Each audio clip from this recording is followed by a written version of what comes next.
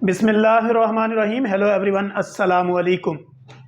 अगर आपको रात के वक़्त में सोते हुए खर्राटे आते हैं या आप तरह तरह की आवाज़ें निकालते हैं या आपका सांस बंद हो जाता है या आपको ये फ़ील होता है कि मैं तो सो रहा हूँ लेकिन साथ वाला डिस्टर्बिंग फ़ील कर रहा है, या आपकी रंग बिरंगी आवाज़ें निकलती हैं या ज़ोर ज़ोर से खर्राटों की आवाज़ें आती हैं, तो ये आज की वीडियो आपके लिए है। बेसिकली जब भी हम बात कर रहे होते हैं तो हम बेस्ड ऑन साइंस करते हैं। खर्राटे आने की वजूहात क्या हैं? खर्राटे क्यों आते हैं? खर्राटे आने की सबसे जो मेजर वजूहात होती हैं वो ये होती हैं कि आपकी जो सांस की नाली है उसके अंदर किसी तरह का इन्फेक्शन हो जाना, या आपकी सांस की नाली के अंदर जख्म हो जाना, या इसी तरह आपके नाक के अंदर आपकी कच्ची हड्डी का बढ़ जाना, या आपकी नोज की गदूदों का बढ़ जाना, या आपको टॉन्सिलाइटिस का हो जाना, यानी टॉन्सिस जो है वो आपके गले के अंदर उनके साइज का बढ़ जाना, या उनका इन्फेक्शन जो है वो उसका डे बाय डे इंक्रीज हो जाना।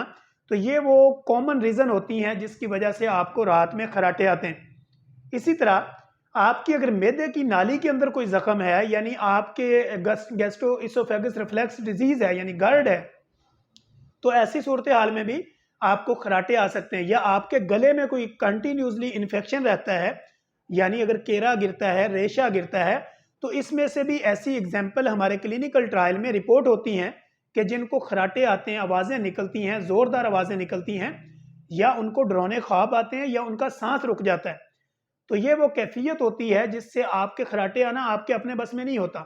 अगर आपको ऐसा कुछ होता है तो आपको चाहिए कि आप अपने साइनोसाइटिस का एक्सरे करवाएं, अपनी ब्लड इन्वेस्टिगेशन करवाएं और प्रॉपर अपने कंसल्टेंट के पास जाके इस चीज़ को डिस्क्लोज करें, कंसल्ट करें और फिर जो है वो अपना इलाज करवाएं। अगर आपके नाक की हड्डी बड़ी हुई है तो भी काबिल इलाज है। अगर आपके टॉन्सिस का साइज बड़ा हुआ है तो भी काबिल इलाज है।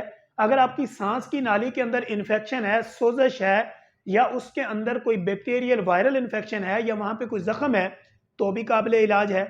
अगर आपकी खाने वाली नाली के अंदर कोई अल्सर है, कोई जख्म है, एसिडिटी है, तजाबियत है, तो भी काबिल इलाज है। अगर आपके इन वाले मसाम ये जो नीचे से बंद हैं, साइनोसाइटिस का जो एरिया है, अगर इसके नीचे ब्लॉकेज है तो भी काबिल इलाज है। अगर आपके नाक के सैदों के अंदर से गदूदें बढ़ी हुई हैं या कच्ची हड्डी का साइज बढ़ चुका है, सांस लेने में दिक्कत होती है और इसकी वजह से खर्राटे आते हैं, तो भी ये बीमारी काबिल इलाज है। आपकी तमाम बीमारियां काबिल इलाज हैं और ये प्रॉपर आपने अपने कंसल्टेंट के पास जाके कंसल्ट करना होता है।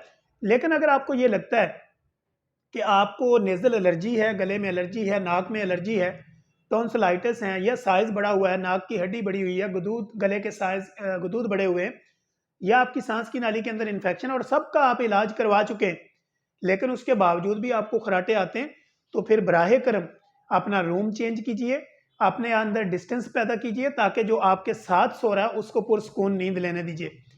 और इसके अलावा होम रेमेडी के तौर पर आपने जब भी आप घर में होते हैं तो आपने रात को सोते वक्त अपनी नोज़ को ये दोनों लिटिल फिंगर के साथ अच्छी तरह साफ करना है, और इसी तरह जो है अपने दांतों को साफ करना है ट्राइंगल के साथ, और आपके गले को आपने गरारा करके उसको साफ करके फिर आपने सोने की कोशिश करनी है।